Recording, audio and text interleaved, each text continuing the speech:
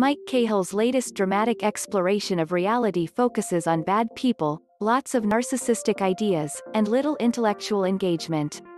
It's easy to understand why Greg would seek another existence. He's a middle manager in the technical difficulties department, an office bathed in harsh fluorescent light and filled with employees who only know how to trill, "I'm sorry." He has a ruined marriage, no home, no social stimulation, and little else that might anchor him to this mortal coil. What does bring joy to Greg, a miscast Owen Wilson, are the pictures he can't stop drawing, with lush landscapes that portray a home and a woman he doesn't recognize but that he feels are real. What if, Mike Cahill's Bliss supposes, those things are real and all this trauma is a simulation created to make real Greg appreciate his life even more? Writer-director Cahill has long been obsessed with stories that explore the line between what's real and what's not, yet, Bliss contains none of the sparks, emotional or intellectual, that made Cahill's previous features, if not successful, at least interesting to watch. Another Earth was about good people laboring under extreme circumstances, while I Origins was about curious people attempting to untangle deep mysteries.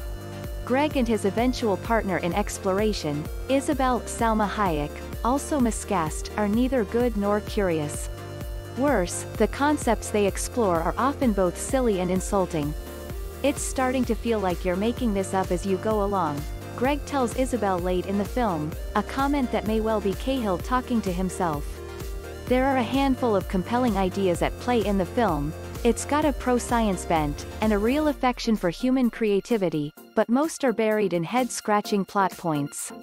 A few themes recur in heavy-handed ways, like the signs for a drug rehab that pop up whenever Greg and Isabel consume illicit substances, which is to say, often. It makes sense at the start. Greg is beaten down by both apparent depression and medication that only flattens him further. Nothing rouses him from his stupor, including his daughter, Nesta Cooper, the only performer who seems comfortable in the film, earnestly making requests of his time, or his boss wanting to see him now. Things grow exponentially worse when he's fired from his dead-end job, care of a bizarre sequence that sets up still more issues for Greg while also removing any sense of his humanity. Later, Greg will ask Isabel to bash his skull in with a rock, easily the film's most relatable moment. Thrust deeper into an unfeeling world, Greg comes upon Isabel at a local dive bar.